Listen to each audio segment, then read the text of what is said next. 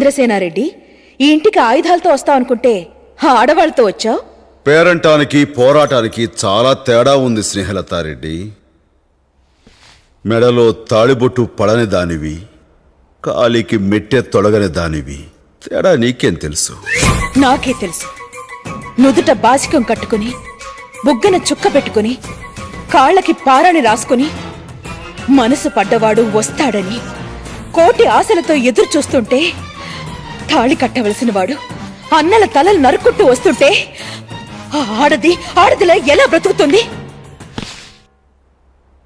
నేనొచ్చింది ఆ రోజు అలా ఎందుకు జరిగిందో నీకు చెప్పి ఒప్పించి నీ మెళ్ళో పసుపుతాడు కట్టి నేను నా వెంట తీసుకువెళ్ళడానికి కాదు. పల్లవి, ఇంద్రసేనారెడ్డికి పెళ్లి కాలేదు, ఎవతివే నువ్వు? అతని ఉంపుడుగత్తివా? ఇంద్రసేనారెడ్డికి ఉంపుడుగత్తిగా ఉండాలంటే పెట్టి పుట్టాలి. నాకంత అదృష్టం ఎక్కడిది? అతని చిరుగాలు తగిలితే చాలని తిరుగుతున్నా. ఏంటి అలా చూస్తున్నావు? నీ చూపుకి భయపడిపోవడానికి నేను అక్కడ ఇక్కడ పుట్టిందాన్ని కాదు. ఈ సీమలో పుట్టిందాన్ని చెన్నకేశవరెడ్డి కూతుర్ని. అదరడాలు బెదరడాలు మనకి తెలియవు. పట్టు బొట్టు. సాయంత్రం 5 గంటలకి ఇంద్రసేనారెడ్డి మేనకోడలు నందినికి సీమంతం. వచ్చి ఆశీర్వదించండి. నువ్వొక ముత్తైదువ్వి, అది ఒక పతివ్రత, జరిగేది ఒక సీమంతం. దానికి మేం రావాలా? రాకపోతే రాయలసీమలో కరువు రాదు, భూకంపము రాదు.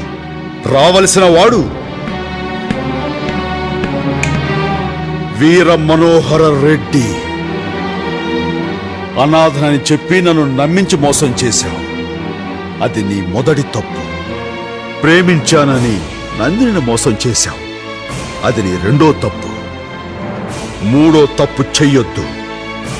సాయంత్రం 5 గంటలకి తాళి కట్టిన నీ చేతులతో నందిని చేతులకు గాజులు తొడగాలి.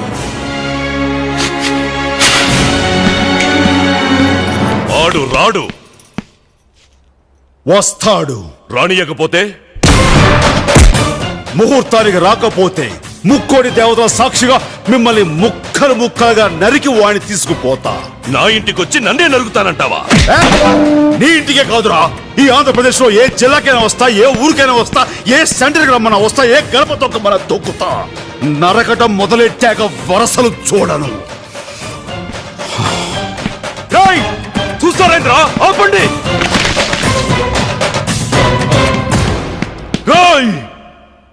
ఆయుధం లేకుండా వచ్చినావు, మా గడప దాటి ఎట్టా పోతావు? ఆయుధాలు మీకు కావాలరా? నాకు చాలు. నరుకుతా. సయ్యా సై అంటే సెకండ్ కో హెడ్ తీసుకువెళ్తా. ఇంద్రసేనారెడ్డి.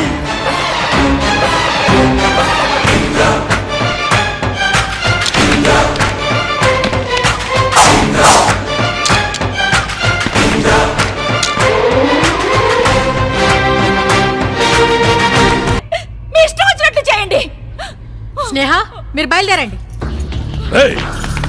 ఆగండి, ఆగండి. ఏవైనాదే ఇంటి ఆడోళ్ళకి పూట చంపేస్తా. నీకంటే వెనక పుట్టినా నేను ఈ గడ్డ మీద పుట్టాను, ఈ వంశంలోనే పుట్టాను. చంపడం నీకే కాదు, నాకు తెలుసు. పోనీ